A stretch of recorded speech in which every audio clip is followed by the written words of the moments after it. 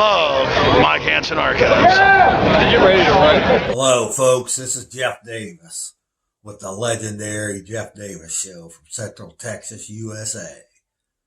And I love Mike Hanson Archives. Peace out, baby. Oh, do it like you had before. That was so cute. She knows that this. Tell us what it is. It's a ringtail lemur. Her name's Sissy. Wait a minute. Do it again now. Okay, go ahead. Her name's Sissy. She's a ringtail lemur. Oh, she's gorgeous. Yeah, she is. She's a sweetheart. She looks like a cross between a teddy bear and a monkey. Well, she's in the primate family. They're not monkeys, but they're. I sell the females for $1,500. Do you have a card? An old one. Oh, she's gorgeous. How's she get along with other animals like cats and dogs? She gets along fine. Oh, look at her. Oh, look at the tail. She's precious. What's her name? Sissy. Sissy. Hi. You love your mama, huh, Sissy? I says, what is it you got to get a picture of? He says, I don't know, but I got to get this for Melissa. Oh, she's gorgeous. She's really sweet. Sissy, you want to hold my hand? Can you hold my hand, huh? Is it okay? Huh? Says, I don't know if I want to. Oh, there's just precious baby. Oh, I love that. Well, thanks for letting me get it. That is so How cute. much care do they take? Well, they're quite a bit. There's a lot of responsibility that goes with these or any primate. Because they're just like children. But what's it like their diet and They like bathroom habits? fruit and vegetables, and there's monkey biscuits that you can feed them. And Yeah. as pets, they want to eat whatever you're eating. If you're eating a steak or a hamburger, they're gonna want it too. Yeah, just like any child. Hi, Sissy. But you can't litter train them. Pretty. So She they has don't diapers use on. the bathroom. Like they won't use you can't train them for the toilet or the box or. No, They're just like a baby. she has a cage. Oh, she's and she goes precious. when at home. Do now they she doesn't have work. to stay in the cage? No, Good. you have to make that decision of what you want, what you expect. I don't believe in caging anything. That's and- why I asked, do they get along good with other animals? Because all of my animals, birds, cats, dogs, whatever, have always gotten along. But if you have them in the house, you have to monkey-proof your house. You have to take everything down, Just put it like up. a baby, because they'll be, oh, what's this, They're- Mom? you Throwing heard it? the saying, curtain climbers? Oh, yeah. Well, if you have any doodads or pretties or she's whatever, they're beautiful. going to knock them over and break them. She is gorgeous and so attentive. She's sweet. Do you have like a card or a number? I have a phone number. Yeah. Is there I have an email address. Oh, really? You have a website? I'm on several websites, and I write articles for magazines. What would be the easiest website to locate you at? We'll have to stick her on You'll have the to River do City a- Talk website. I do a search because the addresses are real long. Can you remember the address start.at/Mount Carmel? Can't remember names. Can you remember Mount Carmel? Yeah.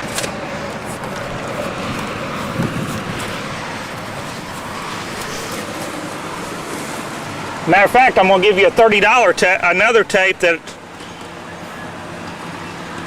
See, I give all the police tapes. I'm not against the police, but what's going on in this country is very much unreal.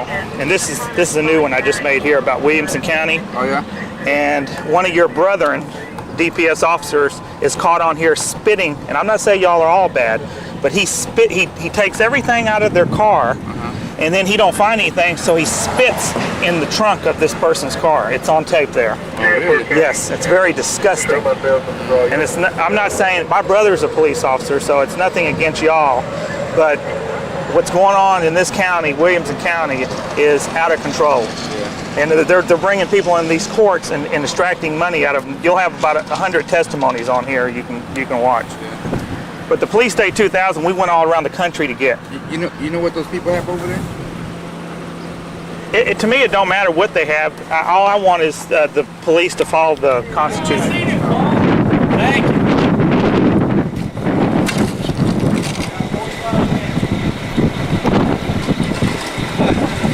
you.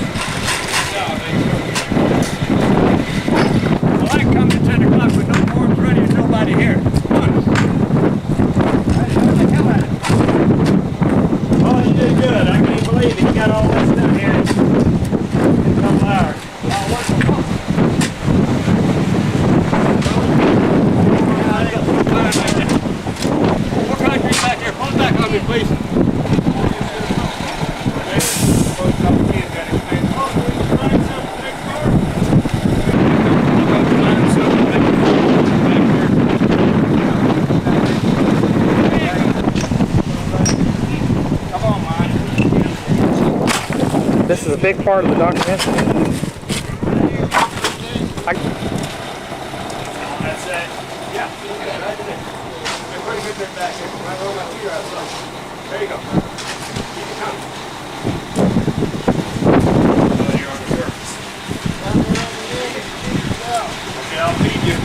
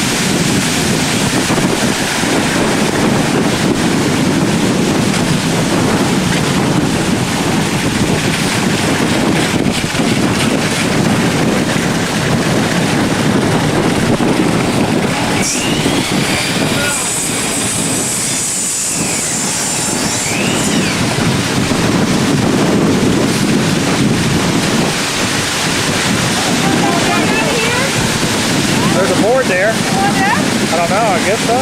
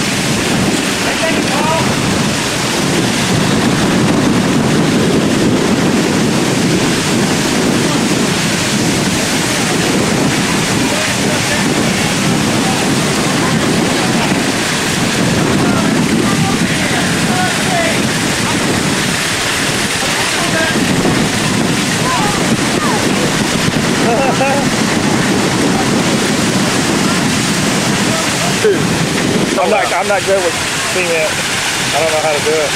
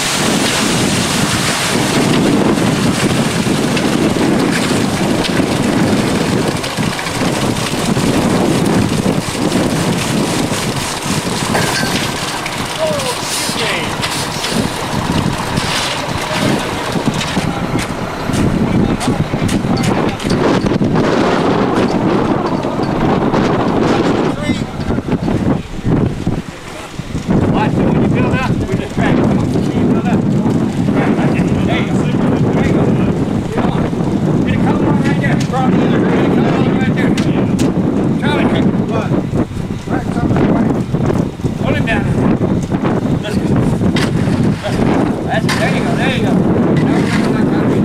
on. March. I love my country taco.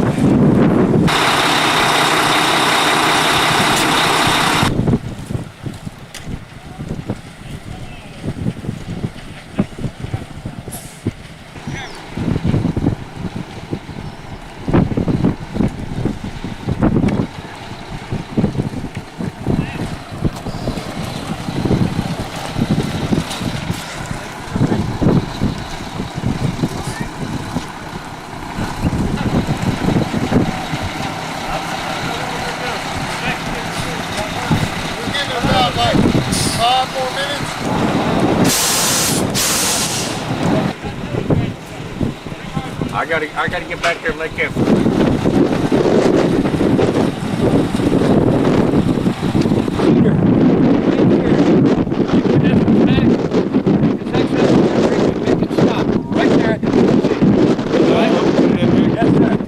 You want to leave the state?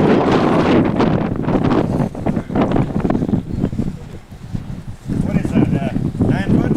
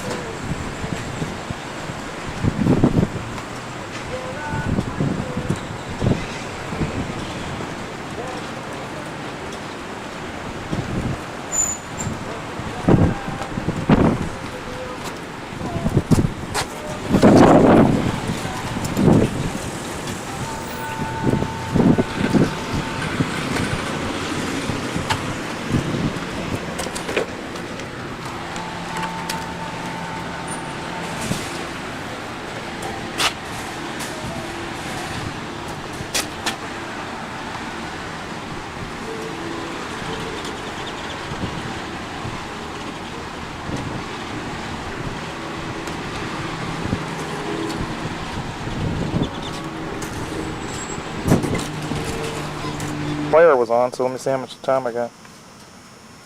The player was on. Yeah, it was. Somebody left the player on. The micro stations that rebroadcast your show, which I thought was pretty cool. Oh, really? Well, I thought. Well, you told me that. I don't know. Oh, well, live, yeah. Yeah. But I didn't know about here in Austin. Yeah, no. Oh, yeah. In fact, I'd say about 20% of our listeners are on micros. Get closer together. And there's more going up. There you go. Yes, here we are. Here we are, and we're talking with Reckless. And Reckless is the, I guess you could say, operator. I'm the den mother. I'm the den mother. She's the den mother, but then hundreds of people, 400 from Austin, 400 different people come in here at any one time and do programs? Yeah, we have 20. It's pretty much all live all the time.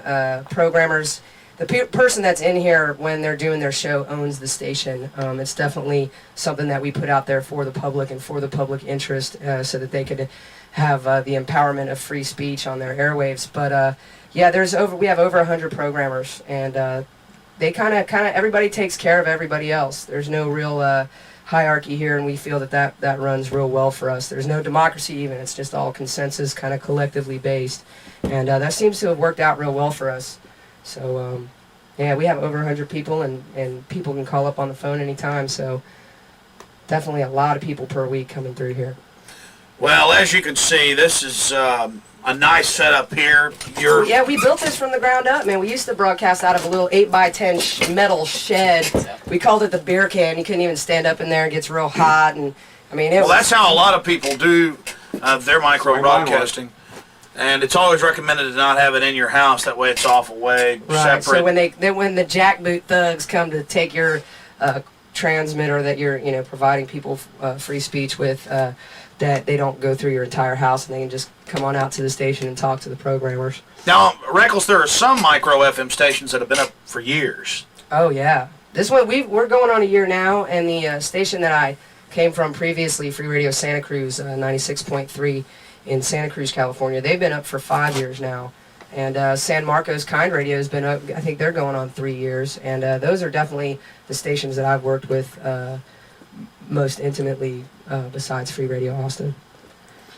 And of course, when you talk about micro FM, what are the different power levels that people could go through? What do you mean? Well, I mean, some of the smallest kits up to some of the larger transmitters. Oh, well, every time I've ever worked at a station, the transmitter's pretty much been like around 40 watts or so. I mean, that seems to be about the power that people want to broadcast out, and they put their antenna, anywhere from 50 to, we had it up in a redwood tree. It was about 85 feet, and the height of the antenna really makes a difference. I think a lot of people in the micro community radio movement definitely just want it to provide for their own community. They don't want to do the 1,000-watt things or the little 10-watt and just broadcast 3 blocks. They want to just cover their city, and their community, and just be comprised of and responsible to those people. And don't really want to go way out there or be on the internet. We're just kind of concerned with our own little community thing and kind of keep it going between each other, kind of let everybody know what's going on when, and just kind of provide some local entertainment for folks. Now, if somebody wants to start a micro FM station, it doesn't have to be as fancy as this. I mean, this is a nice setup. Yeah, we've been pretty lucky with the amount of equipment that we've gotten. Before, we were running on a little, we had a board that only had 6 channels in it, and only 5 were working. One of them was totally buzzed out, and definitely just started out with 1 tape deck, 1 CD player, 1 record player, and now we got 2 of each, and a pretty nice board. Just if something burns out, there's 10 other tracks to choose from, so we don't even use all the tracks that are in there. Well, it's a great setup. And how many people, again, Reckless, do you say come through here? Over 100 programmers. Over 100 programmers. And then they have guests and people call in, and so. So there literally been probably up to 1,000 different people on the station at any one time in the last year. Oh yeah. Easily. And see, folks, then 24/7, all live, all the time. I mean, yeah. That's 24 hours a day. You can fit a lot of stuff in there. Well, media is power. I've said that 100 times. And you've got to have access to some form of media to reach the general public if you're going to affect change. And the enemy knows that. And that's why they've got a stranglehold on it. That's why I talk about information war.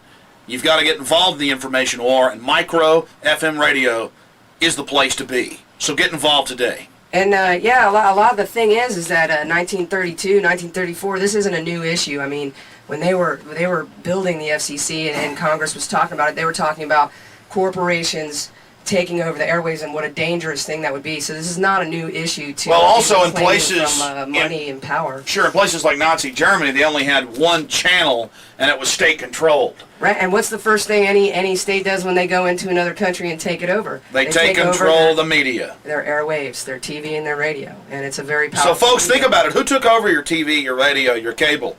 Can't we have a few small little niches? In fact, before 1978, below 93 on the dial, that was supposedly for the community, but the phony National Public Radio people came in. Yeah, who represent Archer McDaniels and Midland. Archer Midland and the Ford Foundation, helping your community. And GM, they're really out there for you. Yeah, they're out there. They love your kids, Alex. Yeah, highly centralized from New York and Washington, D.C. and Los Angeles, beamed in on satellite. That's definitely public radio, and that's folks. for and by the people, right? Well, with names like funded by the Rockefeller Foundation, bringing you love. They're so loving, aren't they? So loving. Well, I tell you, yeah. Cyclone B, baby. Okay. Well, this is just really great, and I'm going to let you play some music. We're just going to shoot some more video. And Reckles, thanks for having us out here. Yeah, anybody is welcome. This is free radio, so anytime, all the time. And, all right. Stay tuned to the micro radio movement, 24 hours of civil disobedience, doing it to you in your ear hole.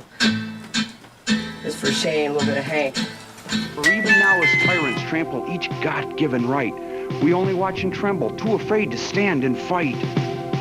If he stood by your bedside in a dream while you were asleep and wondered what remains of the freedoms he'd fought to keep, what would be your answer if he called out from the grave?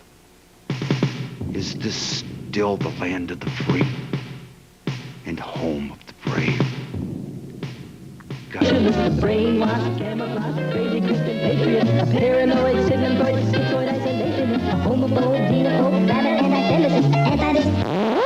So I say this to the militias and all others who believe that the greatest threat to freedom comes from the government. If you appropriate our sacred symbols for paranoid purposes and compare yourselves to colonial militias who fought for the democracy you now rail against, you are wrong. How dare you call yourselves patriots and heroes?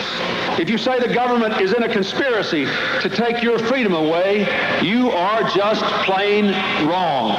There is no freedom.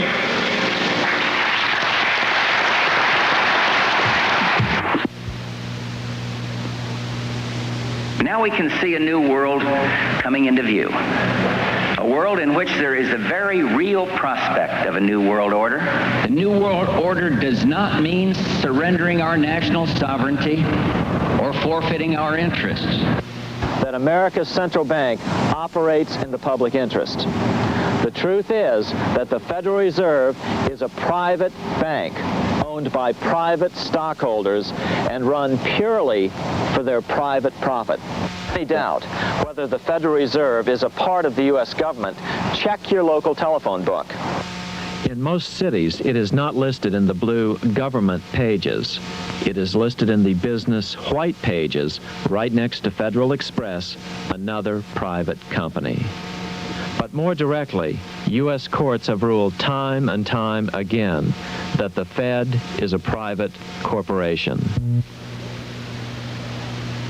Today, we're all going to learn a new term. It's only 2 words. Now listen closely. Can all of you say constructive fraud? Constructive fraud! Did you ever get the feeling as you're staring at the ceiling that this game of life is played fair? Make it and the crabs and take it till they find us in a grave somewhere. Like a rodent on a treadmill, we keep pushing for it uphill, but we never seem to get too far. Well, if you think you're being taken, then you're ready to awaken to the truth of what we really are.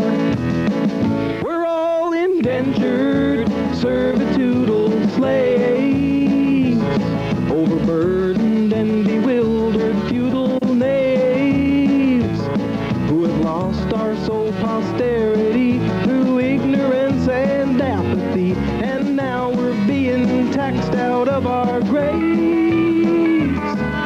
as long as we stay passive, we'll succumb. Contented with some socialistic crumb. Well, the naked truth and fact is, we're all saps who pay our taxes, and that is why the banksters keep us dumb. Could the state of our condition be the product of omission, what we didn't learn in public schools? And did our fathers all through history all fight and die for liberty so we could play the tyrants fools? And can you call it education when it's all indoctrination to obey the hidden powers that be? Did we fight the revolution? Did we win the world wars just to slumber into slavery? We're all indentured, servitudal slaves, overburdened and bewildered feudal knaves, who have lost our sole posterity through ignorance and apathy, and now we're being taxed out of our graves. And as long as we stay passive, we'll succumb, contented with some humanistic crumb. Well, the naked truth and fact is, we're all saps who pay those taxes, and that is why the banksters keep us dumb. While Franklin and Eleanor were telling us they hated war, they made a deal behind our backs.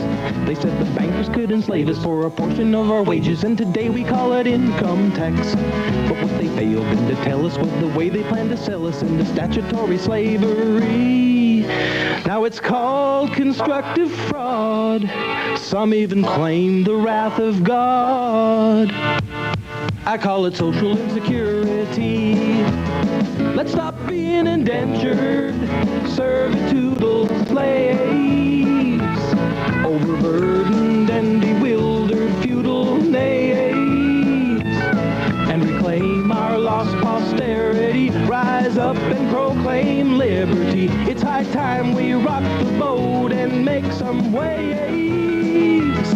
'Cause as long as we stay passive, we'll succumb.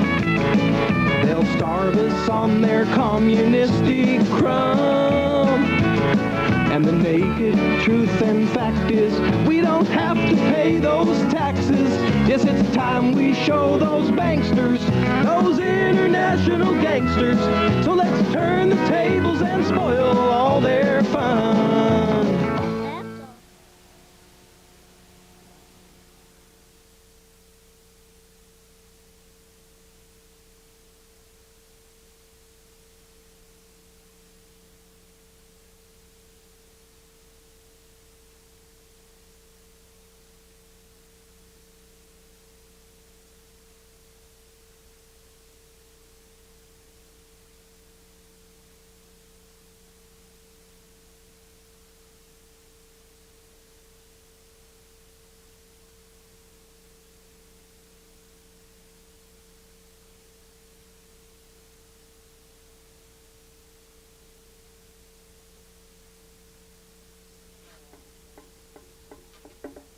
Hello, Austin, Texas, and we are back.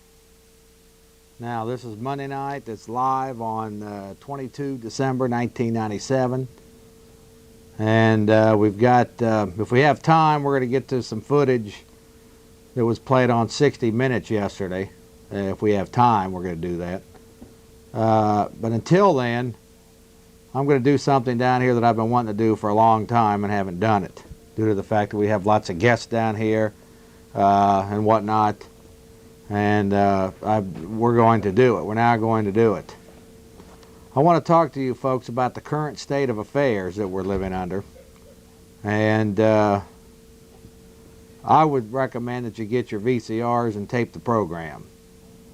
Because I think if you watch this program, if you listen to what's being said here, you will agree that at least, even without any investigation, that in part, what I'm presenting here is truth.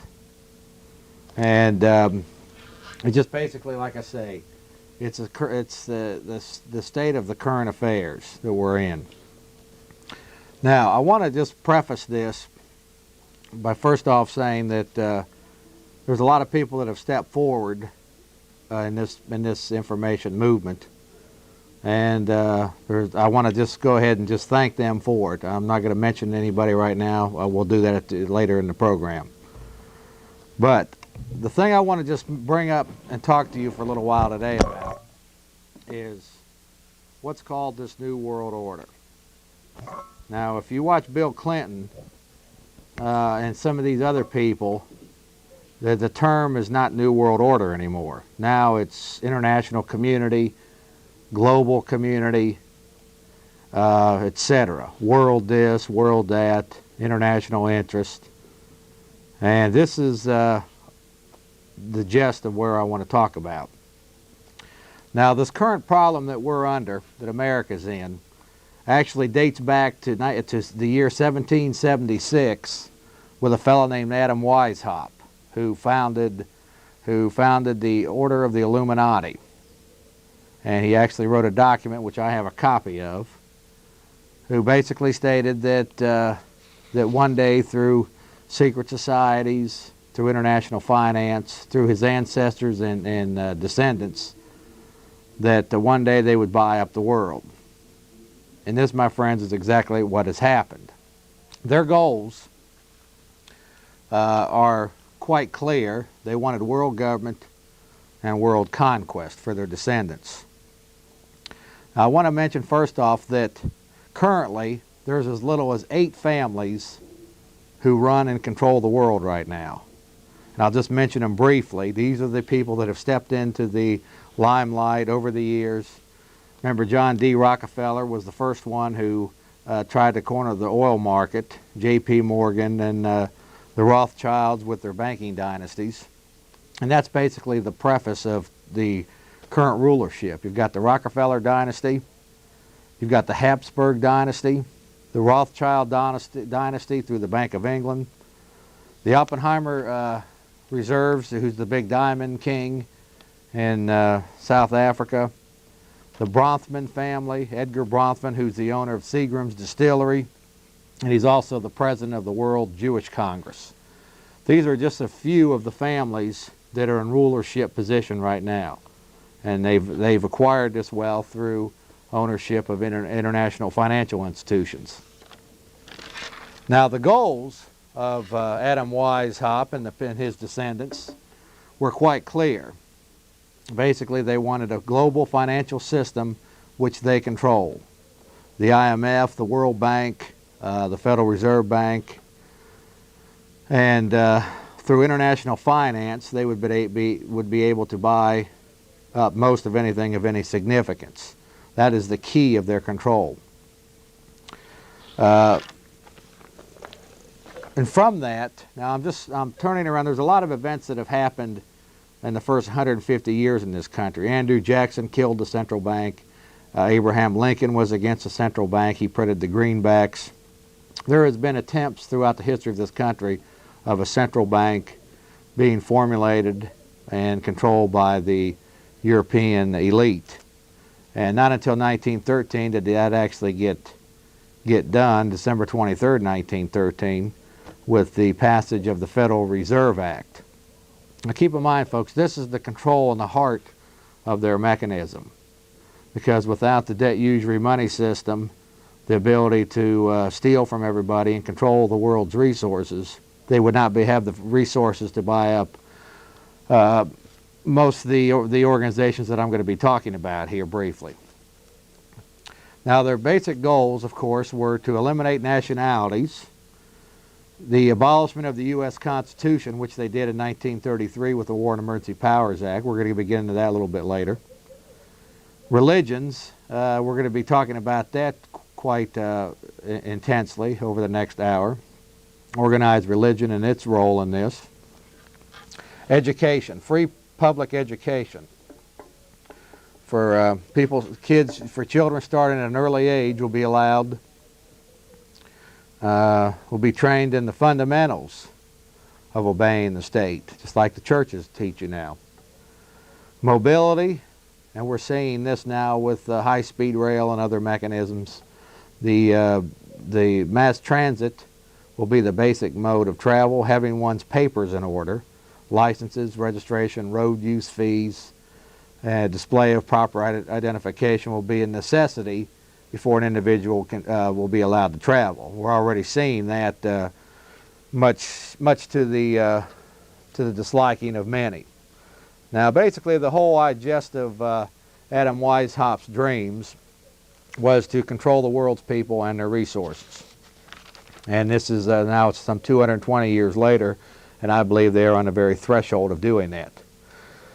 I want to mention some secret societies that the Illuminati has infiltrated over the last couple hundred years, and are now diligently working for the quest of the global slave elite. First off is the P2 Lodge in Europe, the Knights of Malta, the Order of the Jesuits, which is a Catholic order, high-level Freemasonry, the Skull and Bone Society, of which the Bushes, George and George Jr. are both members of the Skull and Bone Society, and Eastern Star, which is the woman's side of Freemasonry. Some of the semi-secret meeting groups that they formulated, basically what they are is just little meeting houses for them to go and meet and plot and decide what they're going to do with this country and that country. Includes one of the top groups is the Committee of 300, the Club of Rome, the Bilderbergers, the Trilateral Commission, the Council on Foreign Relations, and there's actually several more here that I can see. The Aspen Institute, the Bohemian Grove, regional federations such as NATO, international labor unions, and on the world basis, of course, in the intelligence arena, you have the CIA, you have the Interpol, the mafia, organized crime industry, British intelligence, the KGB, and of course the CIA. That's the intelligence network on a global basis. Now, now as far as those are semi-secret front groups that the enemy has established. Now, on a public scale, the ones that we hear about regularly in the media, the ones that are providing peace and doing good for the world, of course, is the United Nations, the World Trade Organization. We hear about that pretty frequently now. The World Council of Churches, which is another one of their systems that's actually spiritual control. NATO, as I mentioned, the World Health Organization, the World Bank, the International Monetary Fund, the World Wildlife Fund. Basically, on all spheres now, they've got something working in their best interest, either environmentally, politically, spiritually, or whatever. Now, some of the American front groups, and I want to just mention this, basically includes virtually anything of any significance. They've either created and financed or have infiltrated. That includes both the major political parties. If you look at your Bill Clinton is a member of the CFR, Newt Gingrich is a member of the CFR. What you got here is the old order out of chaos, where they appear to be providing on the surface some differences, but in fact there is no difference. The common objectives are globalism and bigger government. And that includes, folks, even the Libertarian Party, I believe, has been infiltrated. So it's a big system here that we're talking about. Now, of course, the major media is part of their handmaiden, and we're going to be talking about that. National Public Radio, the American Civil Liberties Union, the National Pro-Life Groups, the NRA, the National Council of Churches, the Nature Conservancy.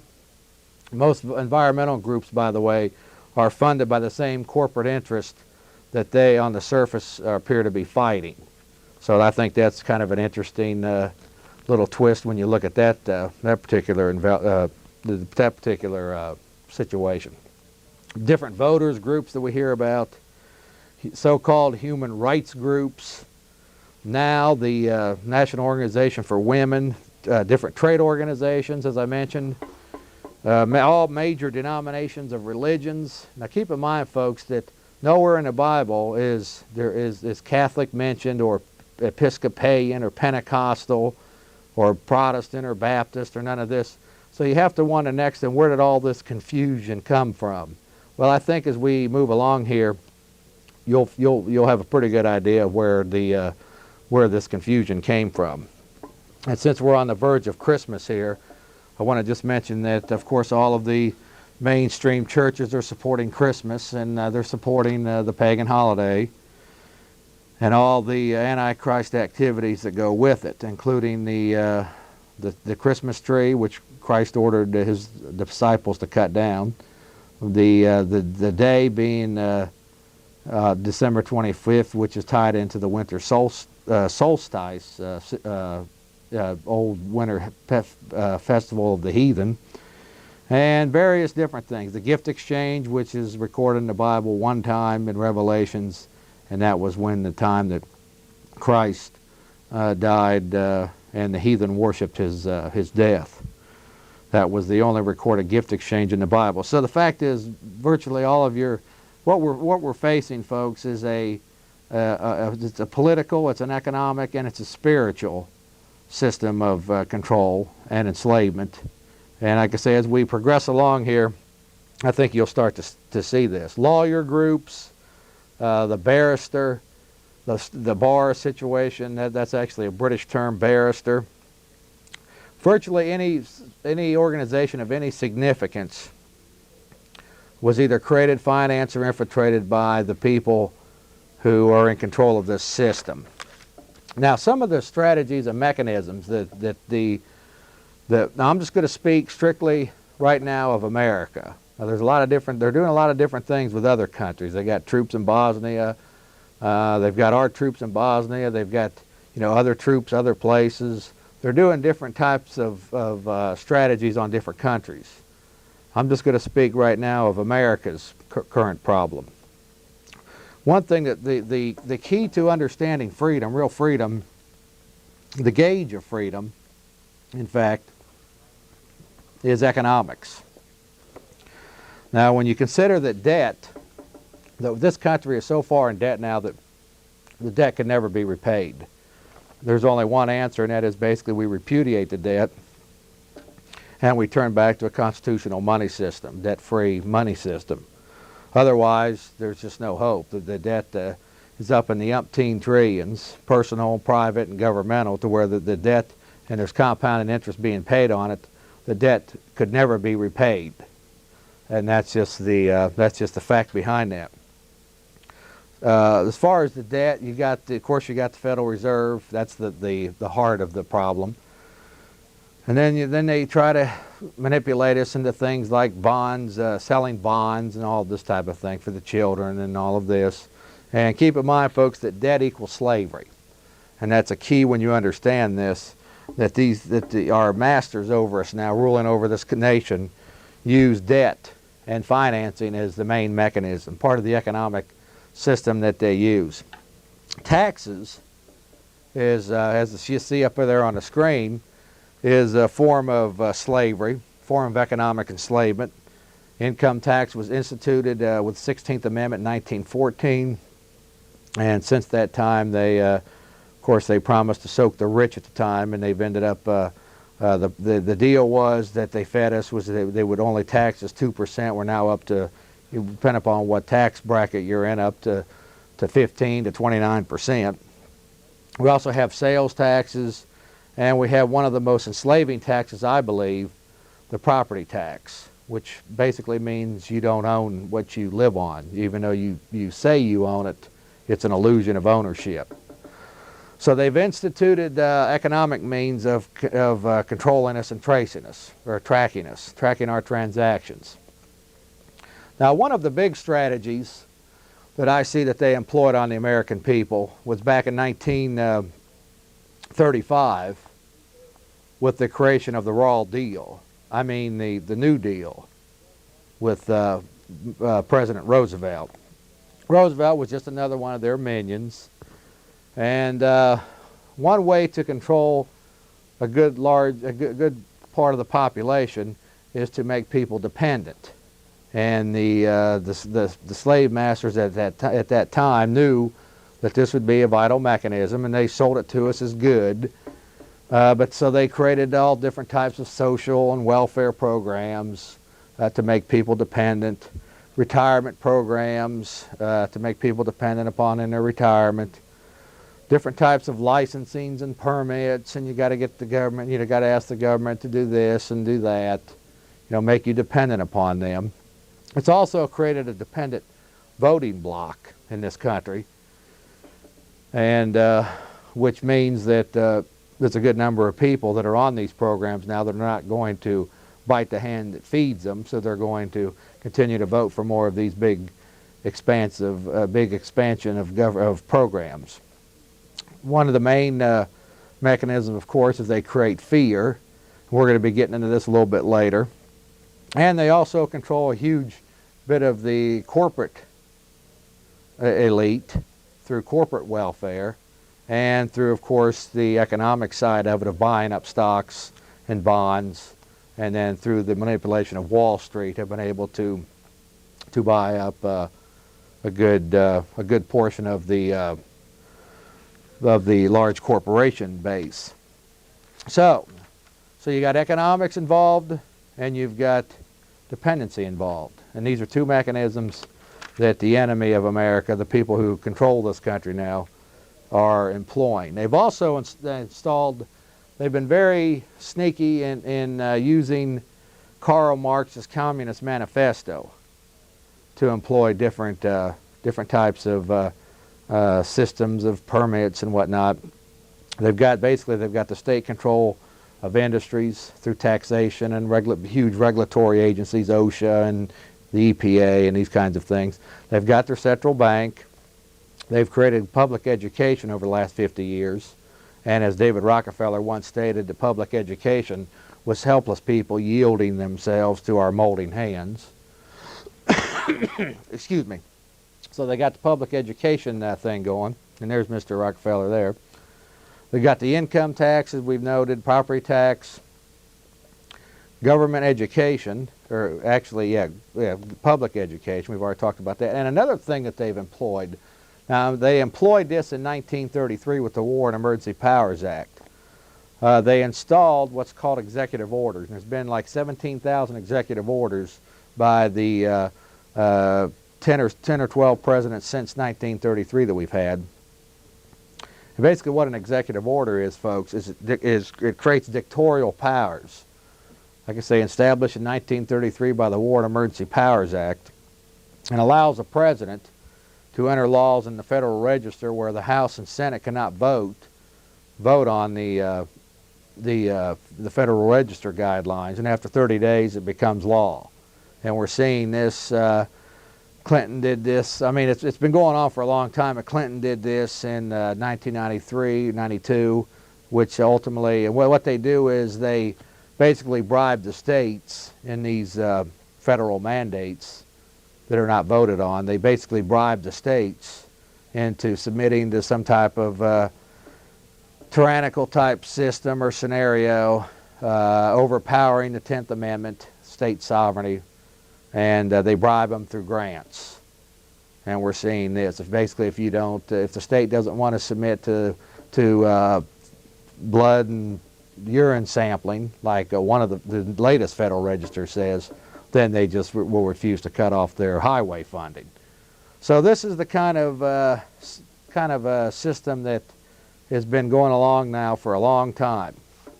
And I want to get in briefly now to some of the strategies and the mechanisms that they're employing on us. Now this is very important when you understand what your enemy's doing to you. I think this is the most important element in the equation. You don't really have to understand a lot of the systems of that they've got created where they've gained resources, although I think that's important too. But what I want to encourage people to do is to start recognizing the various mechanisms that they're employing on us. And if you watch the national news media, even the local news media, you will see this regularly.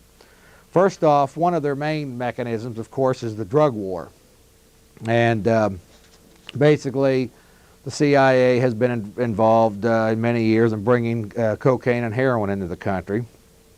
And then what that does is create fear and hysteria and justifies more police powers. And I'm going to be talking about the Hegelian principle a little bit later and how they're using that. They also use a system what I call order out of chaos. And these are just little schemes that little shenanigans that they've developed or implemented from other past research. But order out of chaos involves various different mechanisms.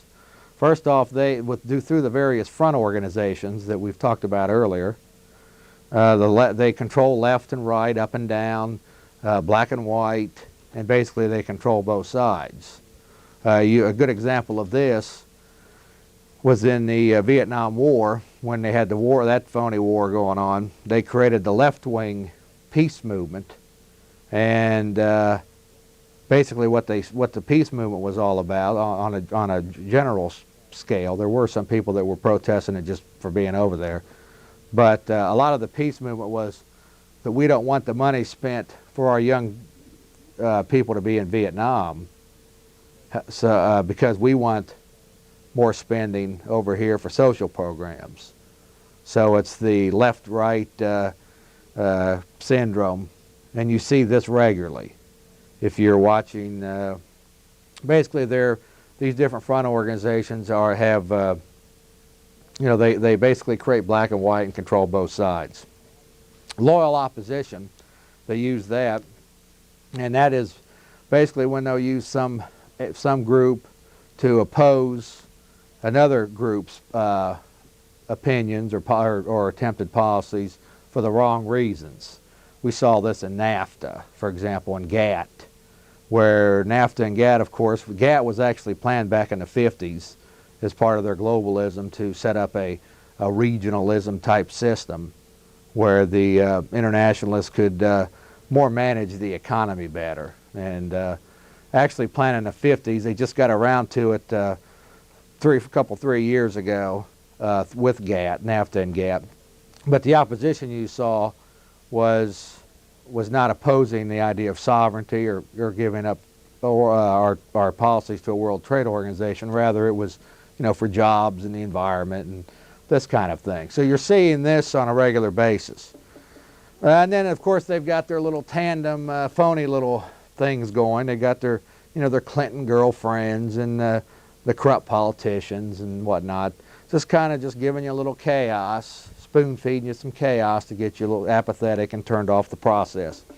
Now, one of the main mechanisms that I've talked about on this show before, and we'll continue to talk about as long as we have a forum down here, there was a old German philosopher named Hegel, and he developed a 1-2-3 system, which has been adopted by the enemy.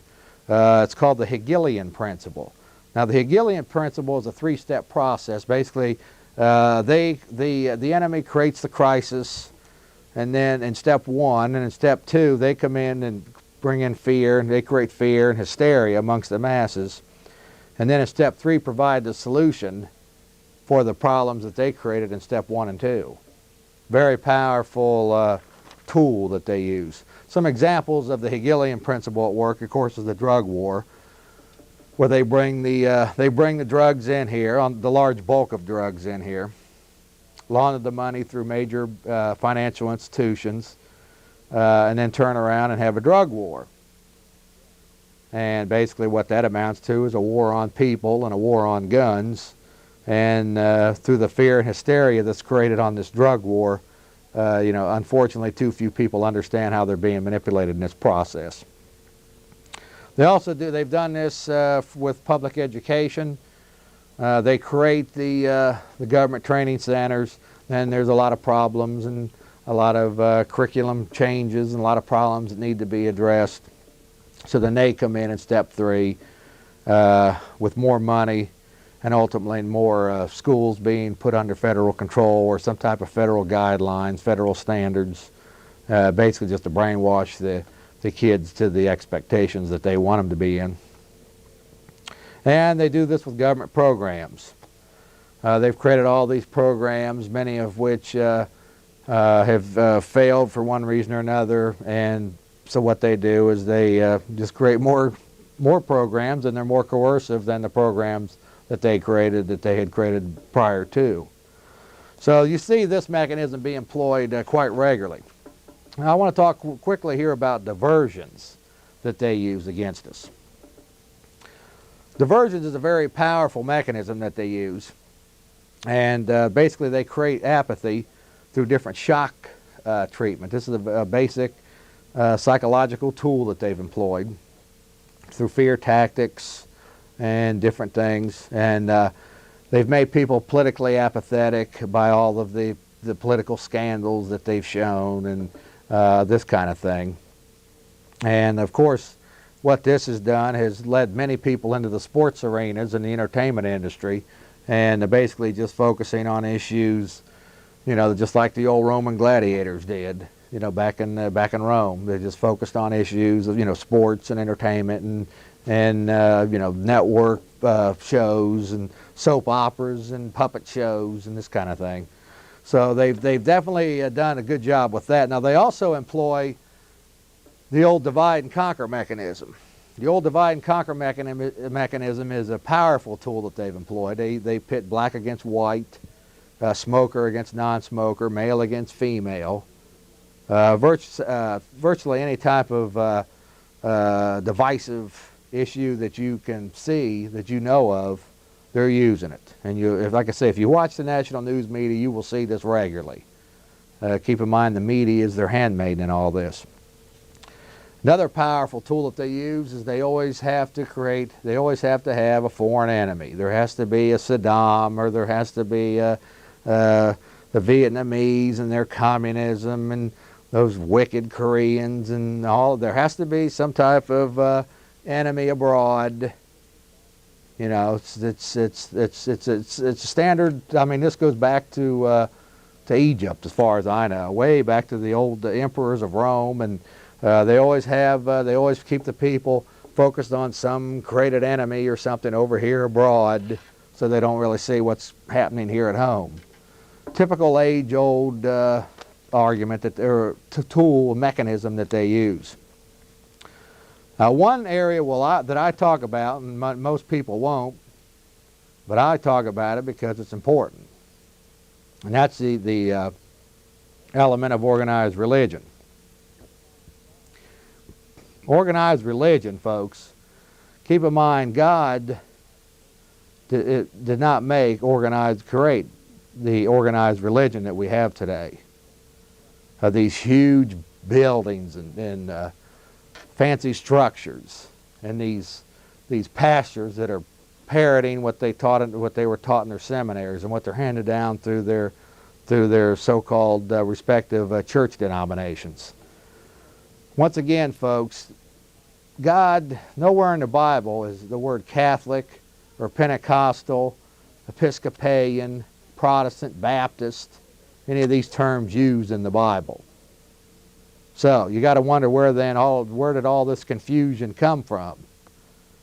Well, that's when we start studying the World Council of Churches, another one of their divisive organizations that has been responsible, again, through the main mechanism, of course, international finance, but they've created these different religions, and again, on the surface, it make it appear like there's something different, but the fact is there isn't. They're all practicing Sunday Sabbaths, and anybody with any sense knows that Saturday's a Sabbath.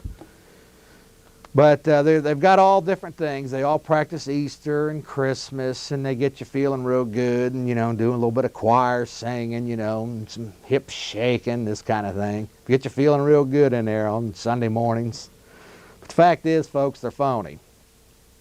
Very few of them are teaching actual biblical principles, and 95% of them teach the old render unto Caesar and submit to the authority business. You know, just think of how well this plays into the hands of your slave masters. I mean, it doesn't take a genius to figure out here that what we're up against is economical, political, and spiritual. And that's what it is. They've got all wheels turning here. Anybody that doesn't want to talk about this, I'm sorry. Jeff Davis is going to talk about it. Jeff Davis is going to tell you what's happening, how you're being manipulated on all fronts, whether people like it or not. That's what I've been doing down here for a long time, and I'm going to continue to do it, like I say, as long as I'm allowed to have a forum down here. Now, we talked about the sports and entertainment, national news, pumping it out every day, the scores and all of this. This goes way back. And then, of course, they've got the issues of absolutely no significance.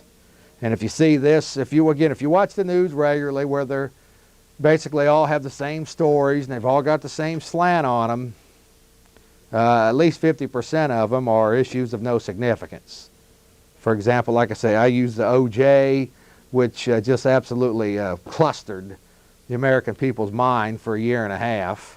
OJ, and then you got the Bobbitt story and the Marv Alberts and this kind of stuff. Just the stuff that doesn't have anything to do with liberty or freedom or how we're being, how we're having our sovereignty being stolen from us and our Bill of Rights is being flushed down the toilet. No, they don't want you to talk about that. They want you to talk about OJ and Bobbitt.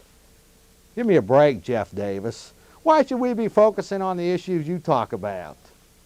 They're not pleasant. I want to just stay focused on, eating my cheeseburger and watching the Cowboys and who's making in the playoffs this weekend. I don't want to listen to that guy. Yeah, we all know how it goes, folks. The fact is, that's not going to do anything for the liberty of your children.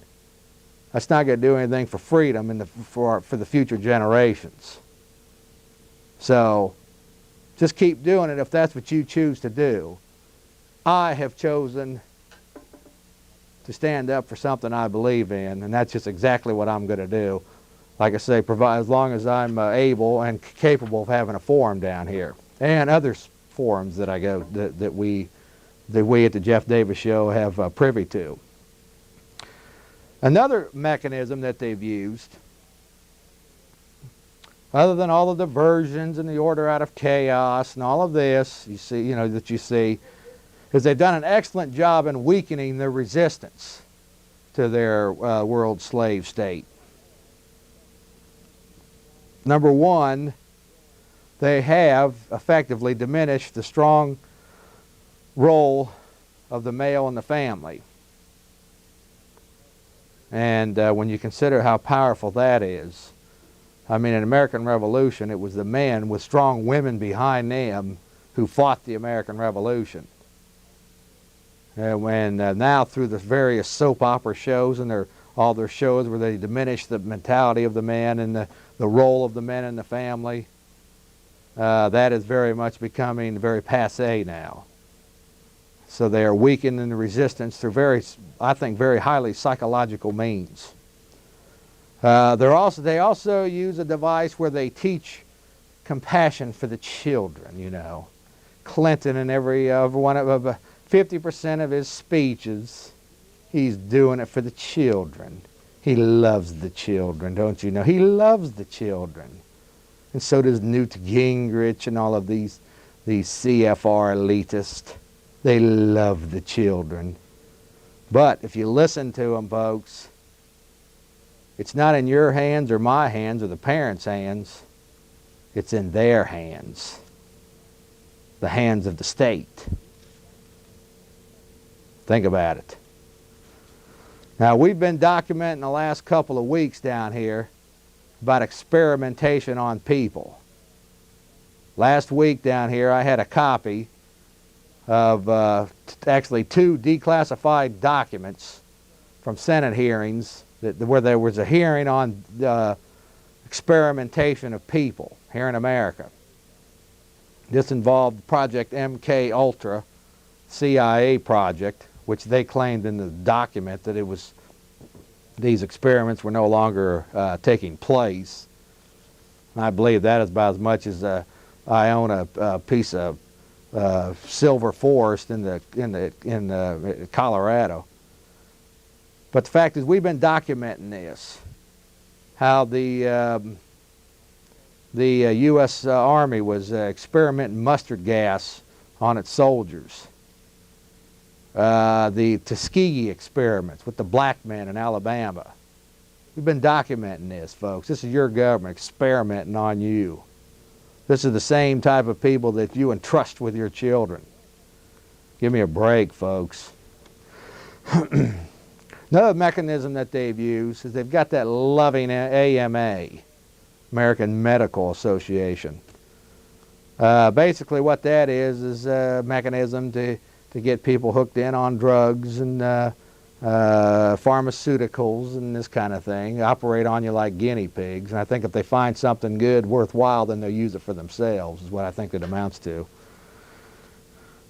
But they've used the AMA and the FDA to ban any and all health care practices except their AMA-approved drugs, which means all alternative type health care methods, herbs, all different types of that kind of thing are fastly becoming unavailable, illegal, etc. And they've also weakened our food and water supply system. The food we get largely now at the local HEB or the Albertsons has been largely processed. I think you'd be better off to eat the box than to eat the actual cereal in most of these cereal boxes, or most of these cereal packages. There's more nutritional value in that. Just the sugar is processed. There's a lot of different things that they're doing with the processing of our food systems. Also, when you include the pesticides on our fruits and vegetables, did you ever wonder why there's so many cancers breaking out? And now they're also moving towards the radiation of food. What this does is destroy the live enzymes in our food supply. They're doing it with meats. They create some scare here again that they need to do this. And they're now moving towards irradiating our meats. And of course the basic ploy that they use to weaken any resistance movement is they have a heavy concentration of brainwashing going on. Heavy amounts of conditioning. The biggest line that I've been hearing over the last 3 or 4 months on doing various radio and television programs is that the people will call up and they'll say, we're a nation of laws. We need all of these laws to take good care of us, don't you know? Because the people are so damn stupid that they don't know how to act responsibly. So we need all of these laws to compel us to act in a proper behavior. Folks, you have really bought the old sucker line on that one. If you believe, the fact is there are so many laws in the books right now today that if they were to implement all the laws, we would all be criminals. There are food hoarding laws. There are so many types of enslaving laws that they have in the books that they're not implementing right now.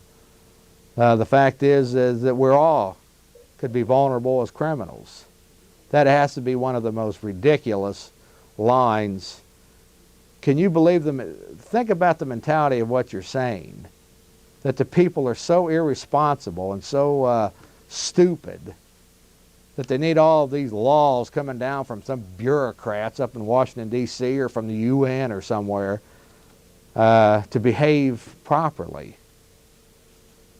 Folks, you have anybody that argues that point has absolutely no conception of what real liberty or freedom or what live and let live or be responsible for your own actions or you're punished. Has no conception of that whatsoever. You've bought into this brainwashing mechanism that they've employed. The need for big government. You know, all the people can't take care of themselves. Don't you know, Jeff Davis? We have to have all of these programs, this safety net. Yeah, right.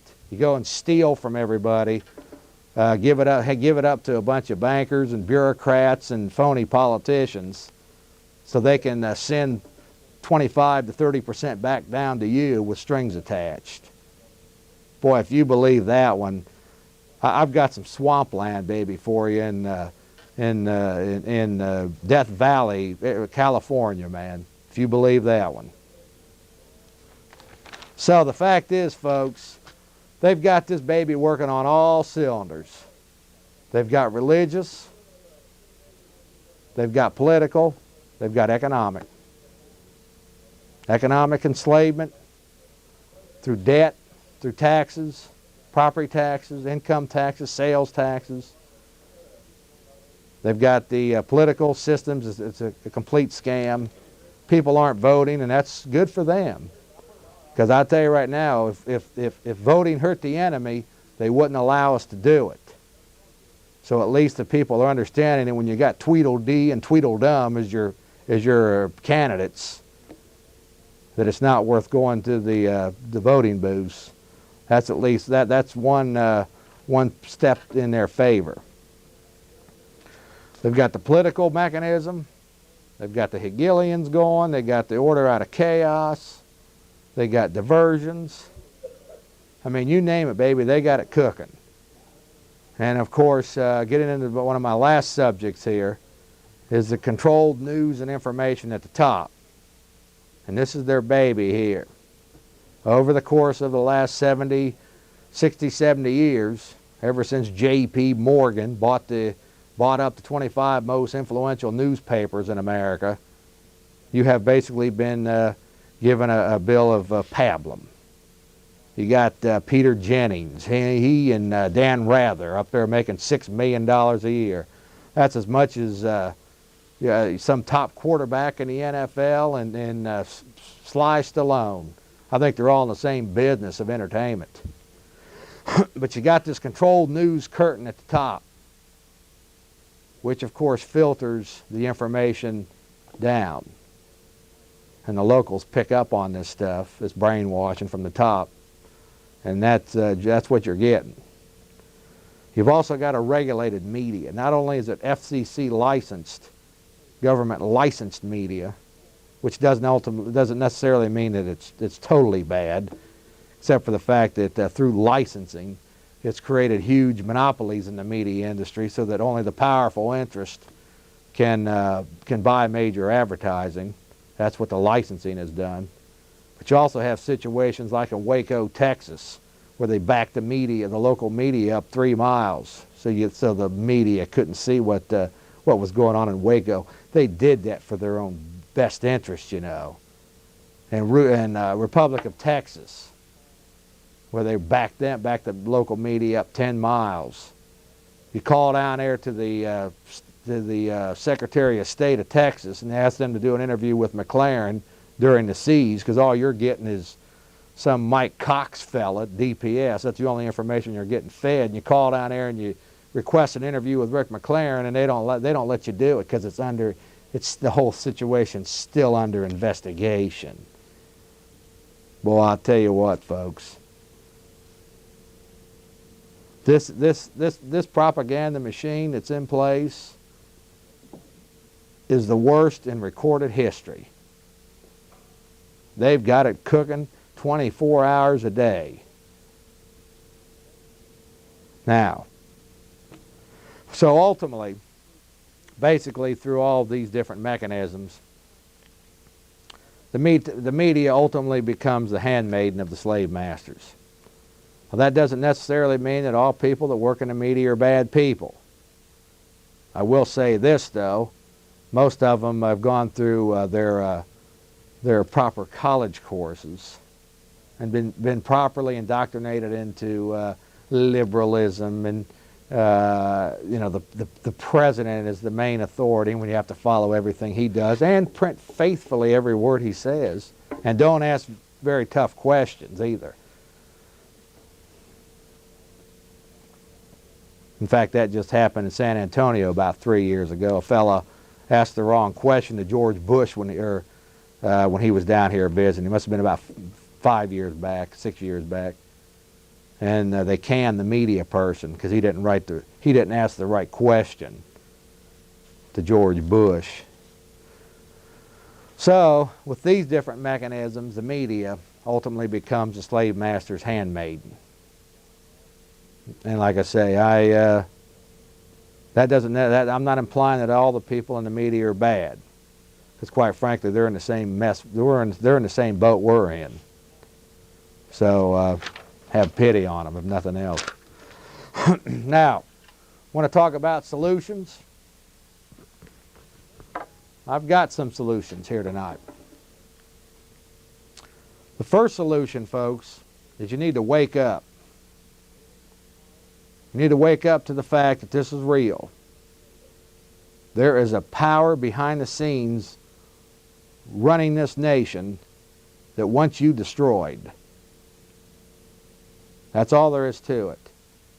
Maybe if you be a nice enough little slave for them, maybe they'll continue to throw out a little bit more chicken feed.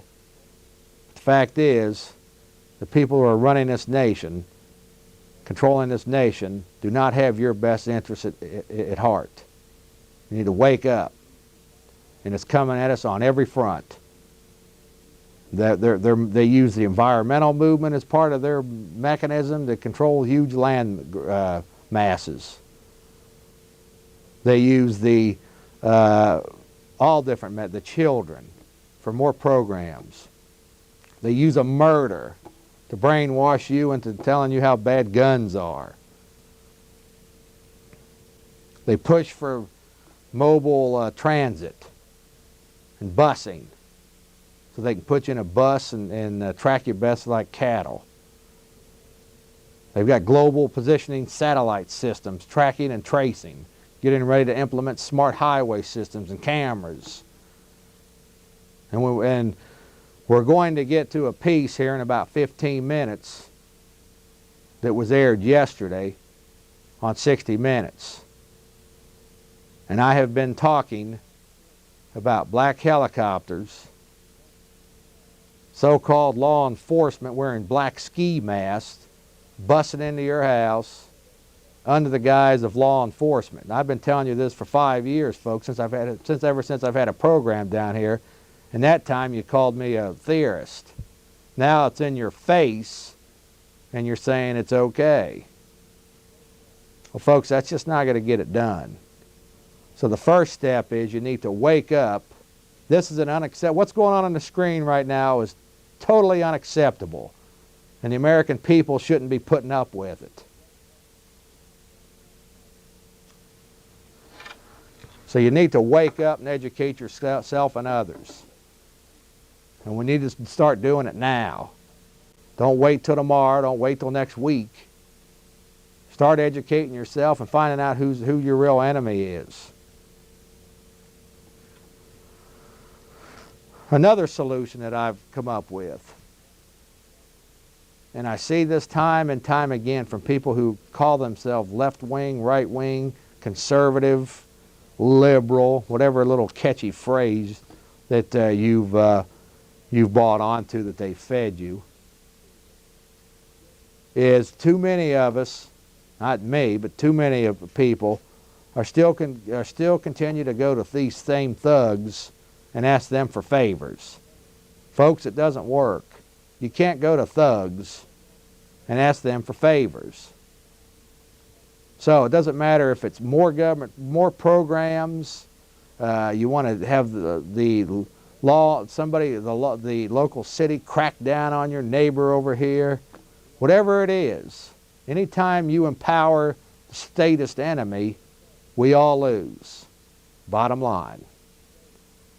You don't go to thugs and ask them for services. Break free from that. That empowers them. That doesn't empower you. That only empowers them. Some basic tips on independence. If you still have the capabilities, gardening is fine. It's the best vegetables and fruits I believe you'll find. If you can do it. I went over to a friend's house of mine yesterday, had a nice garden out back, no pesticides, hadn't been sitting in the store, hadn't been handled by a lot of people, and I actually ate a good number of his vegetables out of his garden. Homeschool your kids. It doesn't do any good to, and I know I'm a hypocrite on this because I'm still tithing my children to the state, but if you have the capability and the wherewithal,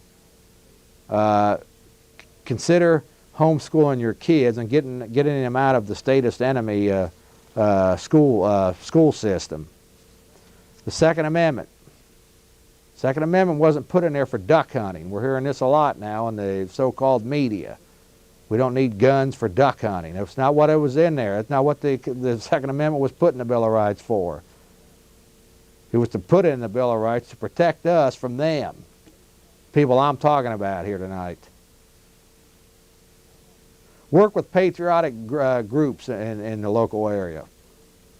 I happen to support life. I don't necessarily believe that the local pro-life people have any idea of who their enemy is. I understand that. But they're still, work with different groups that at least are standing up for issues that have value. And see if you can become teachers and educators within those groups. Use various forums that are available. Talk radio, access channels. Be strong about it. Don't back down to those, to the people that are still brainwashed, because you fear what they might say might hurt your feelings, or you don't want to be labeled somebody like Jeff Davis or something like this. Be strong and bold. Have the moral courage to stand up for values and stand up for right and wrong. Back these people down when the propaganda hits them. Back them down. That's important. I've been seeing this in the last couple of months or so on some of these shows down here when I do get a chance to watch them. That's very encouraging. Some brainwashed guy calls up attacking me or attacking somebody or attacking some idea that's freedom and liberty. Get on that phone and say, I think that caller, he's the one that's wrong. He's the one that's delusional. Start backing these people down.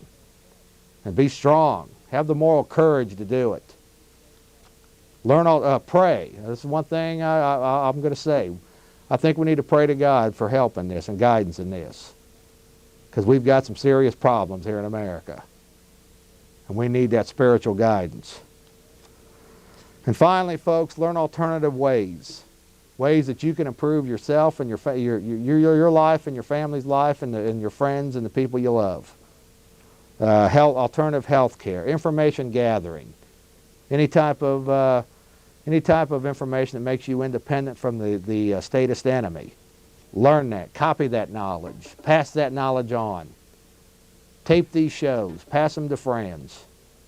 I'm not up here trying to be a big hero. I'm just doing what I believe is right. I got started in this 8 years ago, and I've pondered onto some things, and I'm just doing this because I believe it's right. And that's what you need to do. Excuse me. With that, folks, we're going to go ahead and put up a slate, and we're going to be right back here with Alex Jones. He's going to come in. He did some editing for us today, and I appreciate that. We got some footage coming to you. It's about 10 minutes of footage from a show yesterday on 60 Minutes, something I've been telling you about for a long time, and now they're throwing it in your face. And I actually haven't seen it, and I appreciate Alex's work on this. He was down here editing for us today, and I appreciate that. And as soon as we get the shot back up, we'll bring Alex up. And Alex is a good friend of mine, stands up strong. I want to welcome to the Jeff Davis Show here tonight. He's a fairly regular guest down here. He's a good man, good young, strong man, stands up for right and wrong. Alex Jones. Jeff, thanks for having me. Tell us about what we're going to be seeing here, Alex. Well, I only had about 45 minutes to do some editing today, and I didn't do the best job with the voiceovers, and I'm going to do a better job on it and have it on my show. You were going to be on my show last Tuesday, but then I wasn't told till I got down here that my show had been canceled or my live time had been canceled due to some mix-ups, but that's not a big deal. So I do want to get you back on as soon as possible, and also you've been on my radio almost every week now, and you're becoming very popular. In fact, some people think it's the Jeff and Alex show. And so wow, that's a pretty good team. You've done a powerful presentation here. I just want to tell all the people out there, No matter how incredibly giant this sounds, because you don't try to run other people's lives or you're not that complex. These guys are masters of control of civilization because they're ruthless. And they're willing to weaken whole civilizations. And you're asking, how can they control all these hundreds of groups and then bring order out of chaos? It's because they control all the printing of money worldwide, all the central banks. They have money machines. They can create whatever they want. They have a brush and a clear palette. The only thing that stands up against them is intelligent people that are not afraid of what might happen to them at their jobs or with dangerous people out in the community. Me and Jeff have taken, especially Jeff's taken real dangerous stand. And I don't want to scare you out there, but it's actually worse than we. It's actually worse than we say to you. And I'm telling you, these guys, this century alone, have caused World War I, World War II, Vietnam, Korean conflict. The transnational banks financed the Bolsheviks from the turn of the century. They controlled it. And that's just a documented fact. And you hear all the time these UT professors talking about how wonderful Cuba is. Cuba has death camps, my friends. Cuba is a hellhole. So is Russia. And America is adopting many of these socialist aims. And all I want to say to you out there is that what you're fixing to see, and thanks for having me, Jeff. You're welcome, Alex. What you're about to see is about a little over 12 minutes or so of, and I'm being sarcastic on part of it, is last night's 60 Minutes, where they tell you that they got all these helicopters and all these weapons and all these armored personnel carriers and all these automatic weapons and grenade launchers. And it's in our best answers. Well, it's just free. You know, free. They're only taking it because it's free. Well, excuse me, we paid taxes to buy all these helicopters and weapons. They call it Army surplus, but a bunch of it, they say on the tape, is brand new weapons.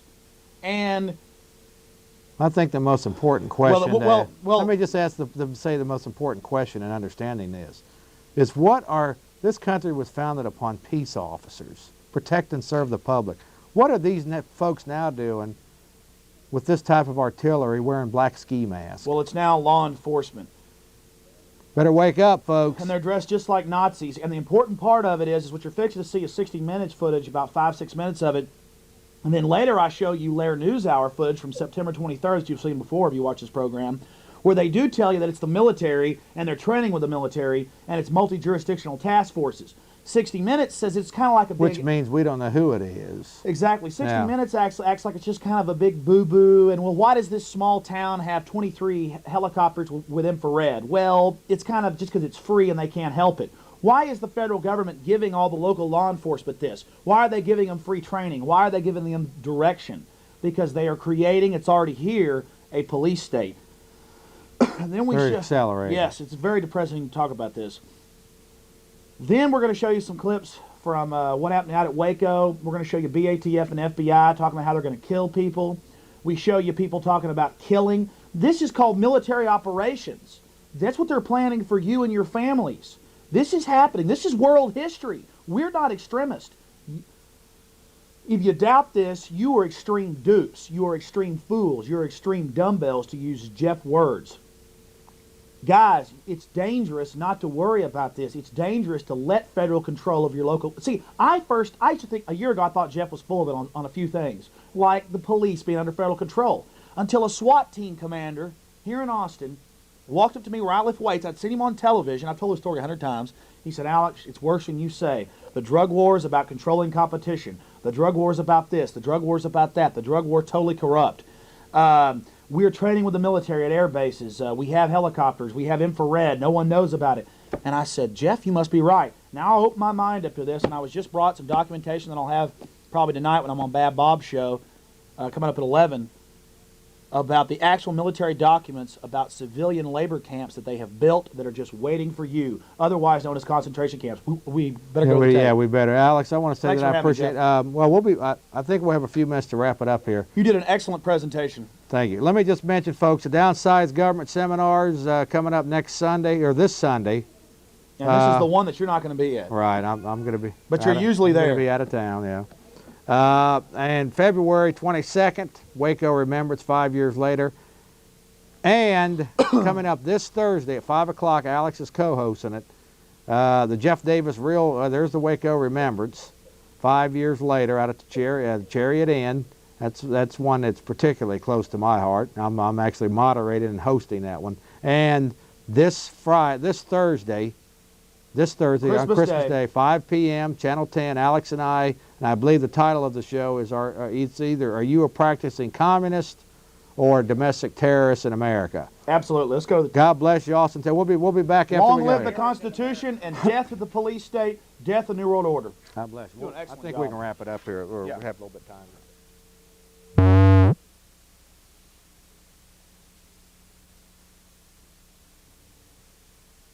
Personnel carriers, grenade launchers, automatic weapons.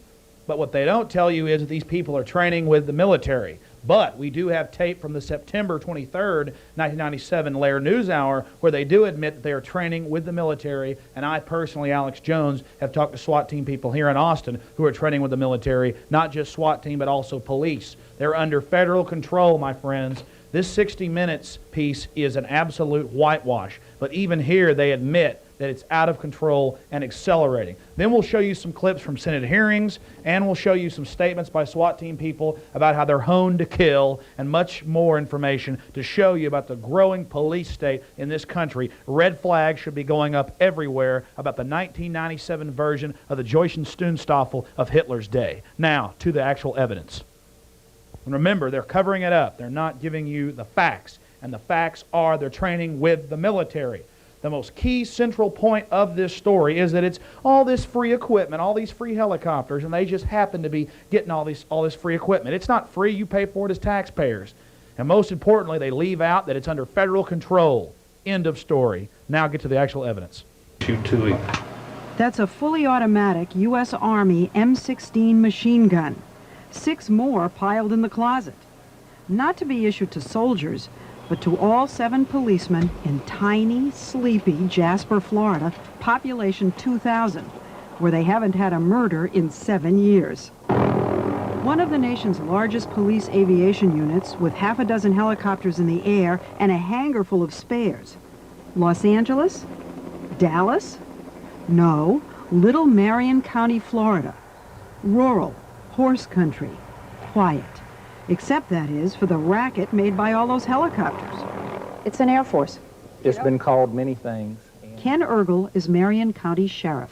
The Ergel Air Force, it's been called. Or Ergel Air, or whatever it may be.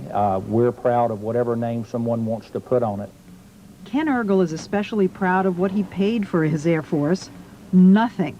All of his helicopters, a grand total of 23, came from the U.S. military.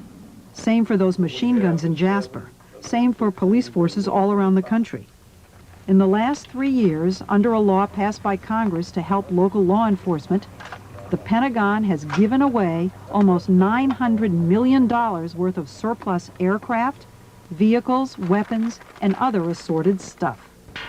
Can you put a dollar figure on how much you have actually gotten from the military in this program? Well, currently we have over $41 million worth of equipment that we've been able to acquire. Acquiring all those helicopters and spare parts stacked to the ceiling was just the beginning. This is the Rolls-Royce with wings. How about a motorhome? And while you're at it, take a bunch of trucks and trailers. Oh, and don't forget the tank.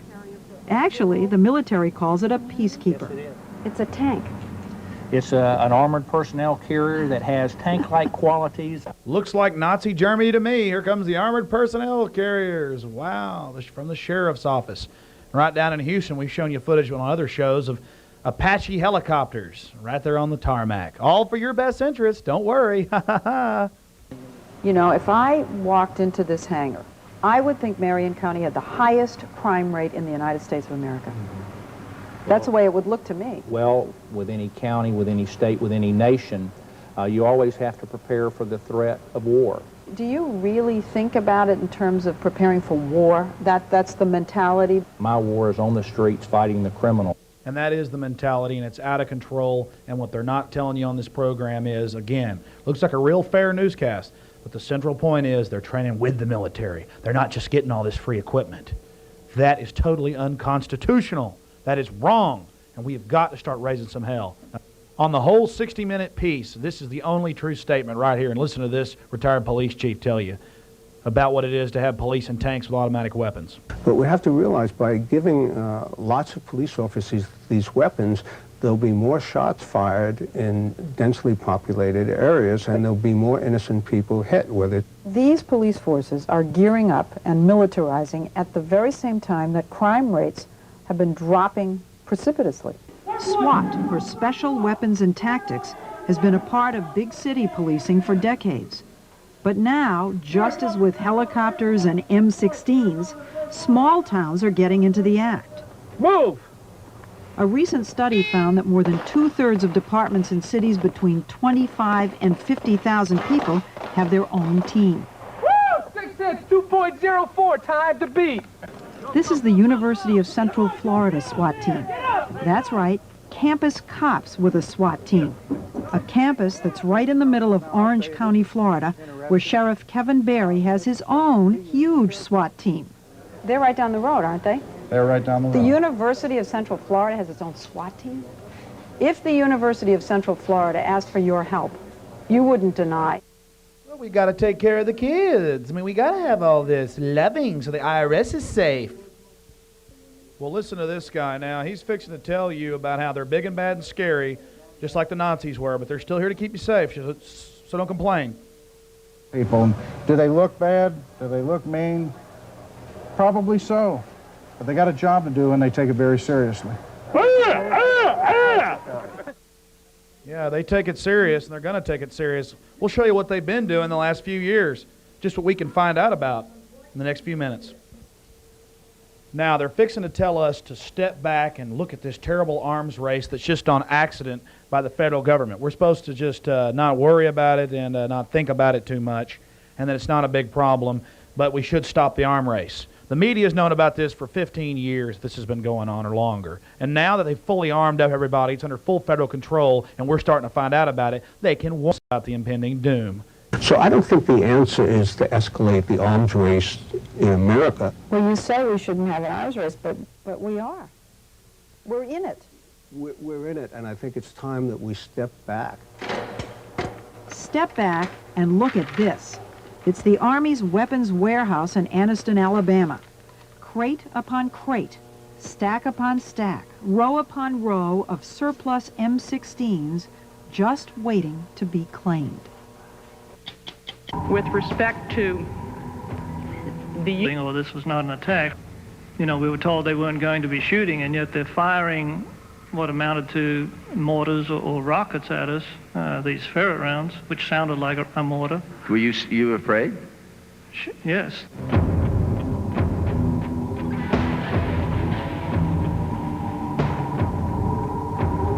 With respect to the use of military weapons, these pieces of equipment were unarmed, as I understand it, and were contracted. I mean, it was like a good rent-a-car. They were a good rent-a-car? A tank going into a building? These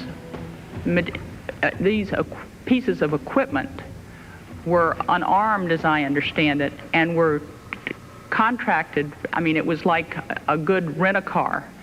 They were a good rent-a-car? A tank going into a building? That's what it comes down to. You got tanks smashing into a home, pumping in a deadly gas with children in there with gas masks that were too small, playing the sounds of dying, squealing rabbits and heavy metal music for days on end. They could have caught Koresh any day. He went into town all the time.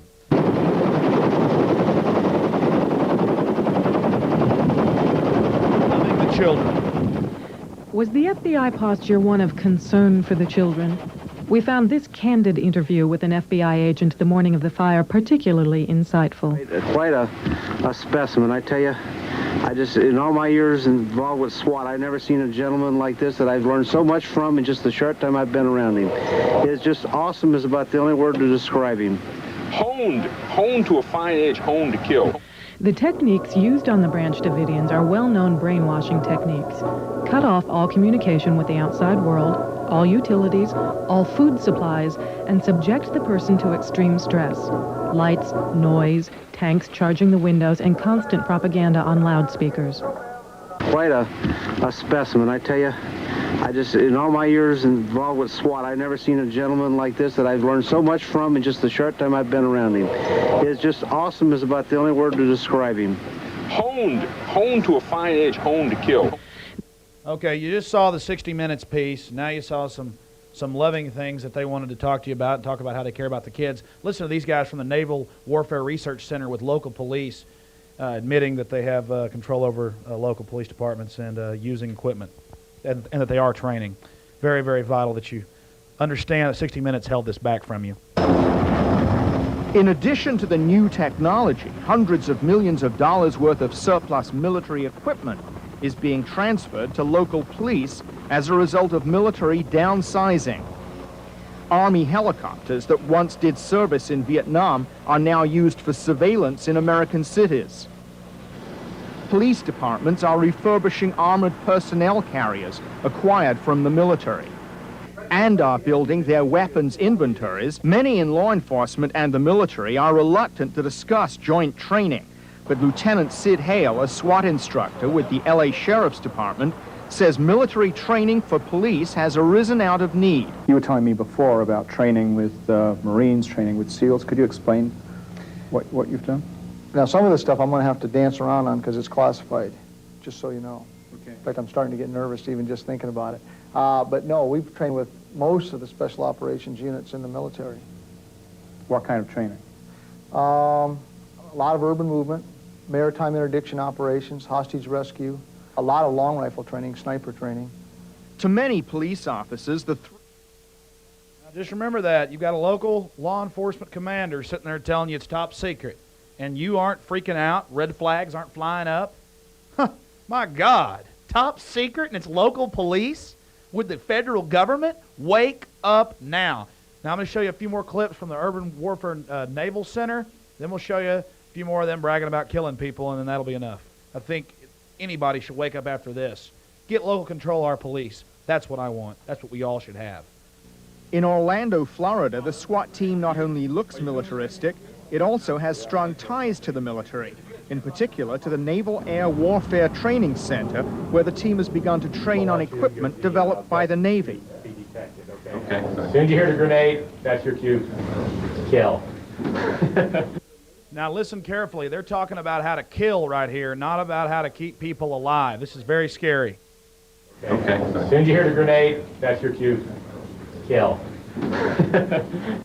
I know real soldiers, and real soldiers don't laugh about killing. These are little punks that have been raised in our degenerate society, and they're the same thing as Nazis, and they're out of control. We better stand up against this, and I mean now. End federal control of our local police, damn it. Well, yes, there you have it. More of your friends in our society today. It's getting really dangerous. Ski mask wearing so-called law enforcement. Even the Nazis didn't do that.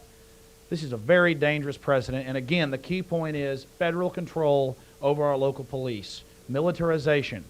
Fascism. Wake up. People are waking up. And since the realignment of 94, they've really expanded this. They do not want us getting rid of this big government. So they're going to force it on us. This federal government is not for you. And this growing police state is to make sure that you stay cowed sheep. Now, they're trying to con you just with media BS, but they know more and more people are waking up, so they're gearing up. Make no mistake, and they've got mindless blockheads working for them. Again, this is not an attack against real law enforcement, but it is against civilian military police. I don't like it. I don't like it.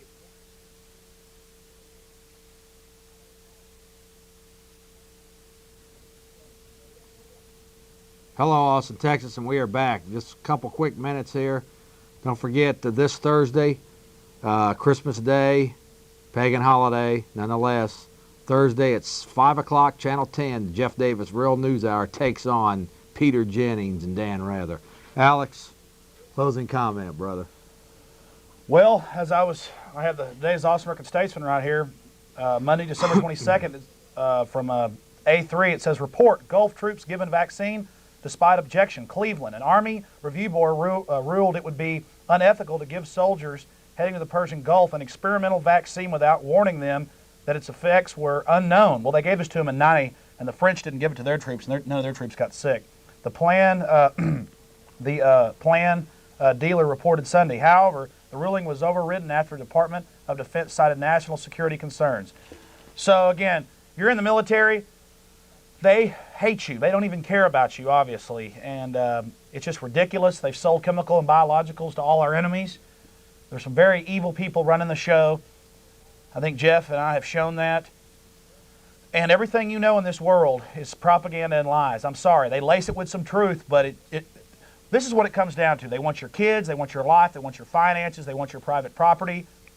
They're coming at, I mean, the United Nations. Using every angle they can. The United Nations isn't taking over. I'll tell you who's taking over. The people that control the United Nations. It's only one finger on the hand of this growing fascism. So please wake up. Please start talking to your friends. Please do something. Because this is world history repeated over and over again, but now they've got all this technology, and they've got you focused on all this bread and circus. Alex, when's your show tomorrow night? You're not live tomorrow, is that correct? Yes, it's a tape show tomorrow evening, and it is from 8:30 to 11, God willing, and then I'll be back next Tuesday for Exposing Corruption. Let me also mention, folks, that Alex and I are scheduled to be on Teledemocracy this Friday, at 8:30 p.m. Was that Channel 10 or 16? I believe it's Channel 10. 10 or 16. Look for us at 10 on Friday. Yeah, 8:30. Oh, 8:30. 8:30 p.m. Live with Greg Erickson, who's a friend of ours. And with that, folks, I want to just say one thing. Like I say, it's time to wake up, and people are waking up. And like I say, the Real News Hour starts this Thursday. Alex is co-hosting. He's got a show coming up here at 11. What's that, on Channel 16? I believe the night at 11 I should be on. And folks, get control of your life, or obviously these people are going to do it for you. That's the bottom line. I mean, people, this is real. They are creating. It's already here, but they are I mean, look, now they're just now telling us about this police state. And, there you go. And plus, there's a lot of lies. It's been building for 20 years.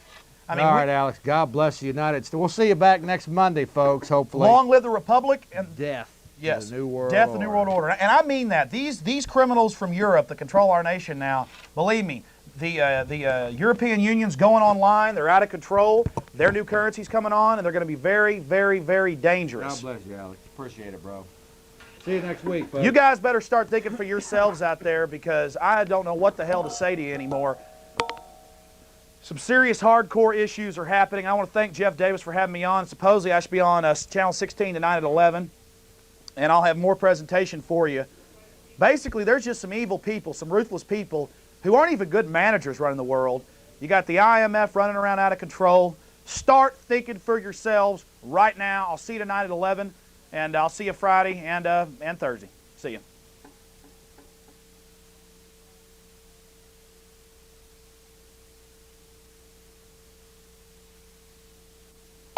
This is what I live for.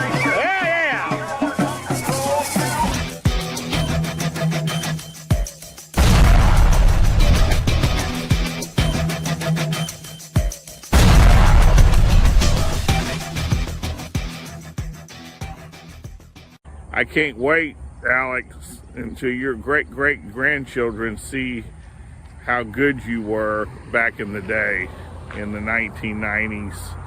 And also, we also have a, if you look below here, we have a nonprofit organization called Gonzales Association of Patriots. And of course, 100% of that goes to helping elderly people here. We put up 112 people during the freeze, February of 2021. Those people would have froze to death if we would not have put them up in our hotel here in Gonzales, Texas. People were having accidents on the highways. They had nowhere to go. People's water and electricity was cut off. They had nothing. Thank God that, we made it through that. That was just something else for Texas to have that freeze. And it lasted for a whole week. And we put them up. It just about exhausted it did exhaust our donations for our nonprofit. So if you look below, And I want to thank the mayor of Gonzales, Texas. If you ever get a chance to she bought all that food that back in February for all those people out of her own pocket. And then the news had tried to criticize it for. If she wouldn't have opened up these shelters, people would have froze to death. Their fingers would have been frostbitten on their toes, just like what happened in Austin and Houston. So I want to commend our mayor here in Gonzales, Texas, Miss Connie. There you go. Everybody. Buy what you want with it. Buy you something nice once in a while. I love you, Mike. Yeah. God bless you. You know, people donate money to us, and that's how we get this money. Thank you. So if anybody, wants to know more about our organization, we're here in Gonzales, Texas at P.O. Box 481. Thank y'all very much, and God bless everybody that helps people around that are in need. God bless y'all. Okay, we'll see you next time, Que Peggy. pase buen día, señora. Gracias.